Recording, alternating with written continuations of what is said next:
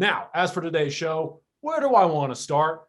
None other than one Deion Sanders. This show made some headlines as our own Carl Reed dropped a fun hypothetical about Jackson State last week. But Carl, it sounds like you have some behind the scenes information about Jackson State's head coach. What's the latest here? Well, last week when I said that Deion should get on the phone and lobby financial support to go to the Big Ten, it was a hypothetical, but it's also very serious.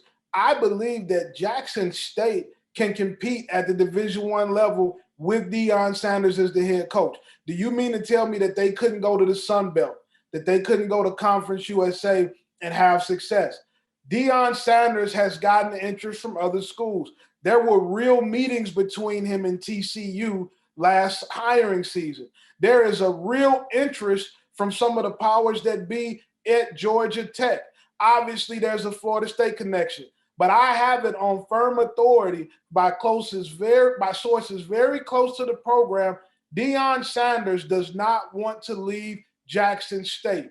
He wants to stay at Jackson State and build it into something that's bigger than life. But that is going to cause for Jackson State to have to be willing to go Division I. You have Deion Sanders. You made an extremely bold hire in bringing him down to Jackson, Mississippi. You have to give him the latitude to use who he is and the resources he has to secure the funding to get Jackson State to the Division I level. You cannot just look at this if you're Jackson State like it's a picture.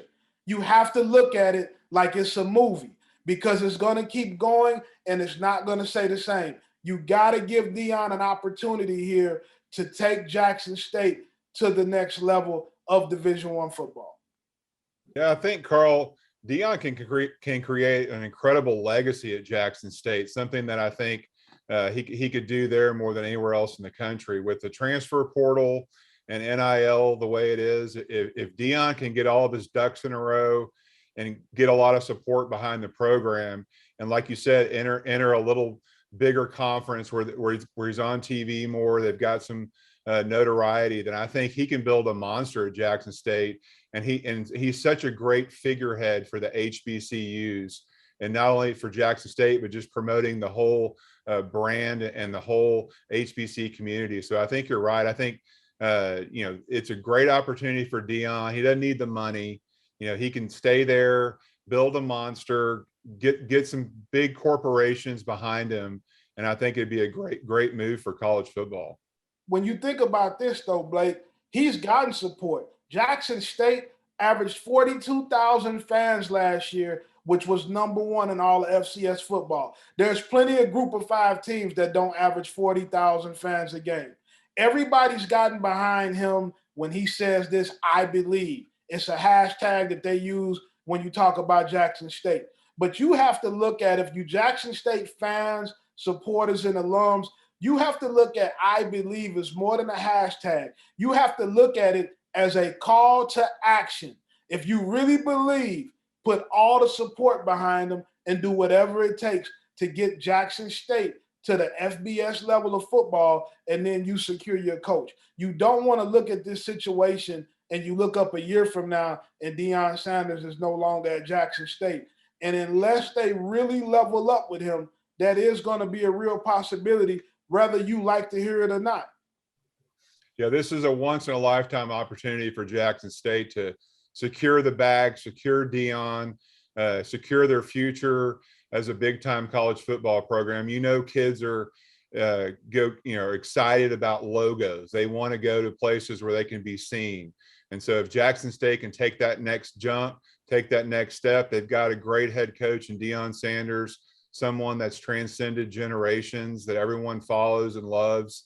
That not only is a great teacher on the field, but a great teacher off the field. And this is a great opportunity for them to continue their program forward and a trajectory for the HBCUs as well. I was with one of the top recruits in the nation the other day, and he is really considering Jackson State. And the only thing that he talks about is the possibility of them maybe going FBS. He's already proven he can recruit guys like Travis Hunter and Kevin Coleman. If you put them on equal footing, with the 85 scholarships, then you're going to give him an opportunity to recruit the whole country. And that is a game changer. And people will say, well, they don't have the money. What about the money? When you level up and when you go get the financial support that Deion can bring, that's when the money really starts to come.